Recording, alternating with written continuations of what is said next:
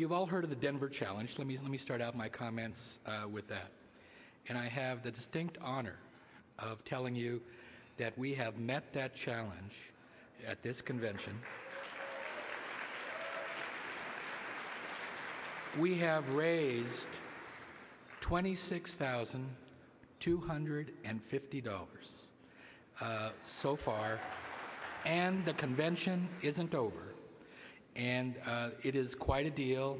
The tocayo, the compadre, the amigo levels give you unprecedented opportunities. It is, as they have told you,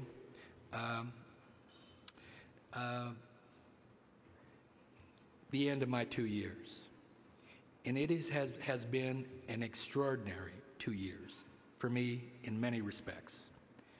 Yes, my tenure coincided with the Great Recession, which had consequences for this organization, and that made service difficult.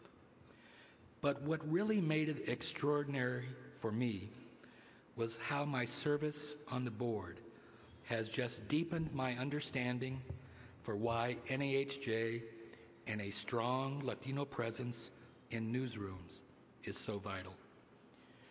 To be Latino in the United States is to be treated to a conflicting national narrative. On the one hand, this country celebrates its immigrant roots, and on the other, yes, I'll use the word, it demonizes it. People with surnames whose origins come from distant lands have all of a sudden determined that today's newcomers are a scourge. They are viewed as so damaging to this country that even their children are targeted. Congress cannot even see itself clear to pass a DREAM Act that would provide a path to legal residency for the children of immigrants who know virtually nothing of the countries of their birth. And people like me, children born here of undocumented immigrants, are derisively called anchor babies. Arizona, home to Senate Bill 1070, now even calls for repeal of the 14th Amendment to the Constitution, which guarantees citizenship to everyone born here. I wonder what a careful reading of history would tell us about all the Americans who have contributed much to their country's advancement. Would they have been here if citizenship weren't their birthright?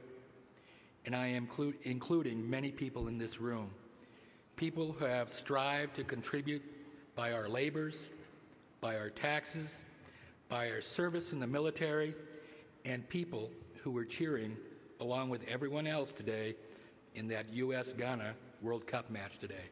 I wish that had ended differently. I'm not telling you anything you don't know about the tenor of our times when it comes to Latinos. It is with no measure of understatement that one of our speakers at this convention described the immigration issue as the civil rights issue of our times. It is certainly that. And yet, to read many of our newspapers, to hear and see many of our news broadcasts on this topic, one could be forgiven for missing this vital civil rights point. It is not a topic that lends itself, if truth is our mission, to he said, they said, look who's shouting now coverage. And yet that is substantially what we're getting. It has become a debate driven by talking heads on pseudo-news shows. Did I say talking heads? I meant screaming heads. It has been a debate driven by the hardened positions that are erected every time immigration becomes a matter for legislation. There is an antidote to this. Yes, time is part of this.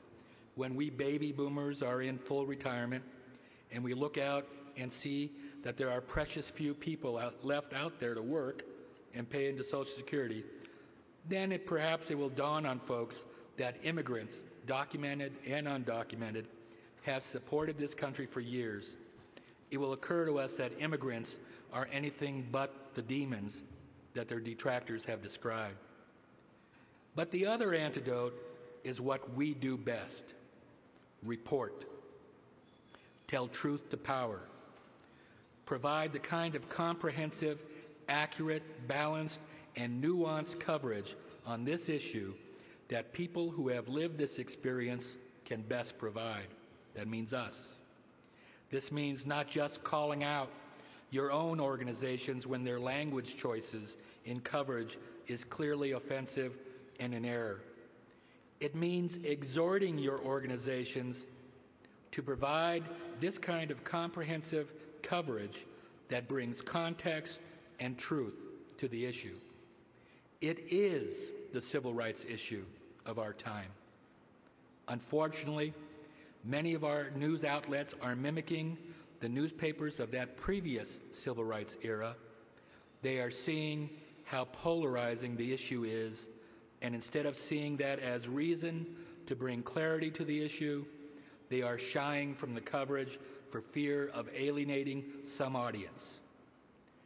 Back in the previous civil rights era, a few newspapers and some intrepid news people did make a difference, but too many others were too content to go with the mainstream flow for fear of roiling the waters. And so I ask, if this is the civil rights issue of today, where are those intrepid news people today? When families are severed, when we are content to have created a wide underclass of workers who are needed but unappreciated and exploited, where are these intrepid news people? We must pledge to be those people. And NAHJ must continue to be the voice for the kind of coverage that brings understanding and clarity to this very complex issue. Thank you. As you well know, NAHJ has faced and is facing some economic challenges.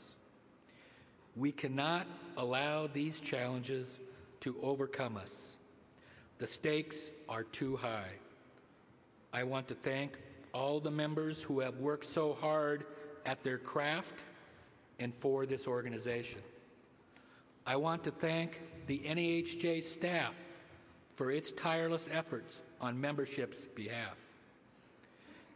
And I want in particular to let the board I have served with these last 2 years know how much I've come to love you, how much I've come to respect you. NAHJ is a needed voice in these treacherous times. We are a voice for diversity when that value seems to become more tarnished with each buyout or layoff. We are a voice for the kind of coverage that brings clarity to all the issues confronting Latinos and the nation, and not just immigration. This voice will not, cannot be silenced.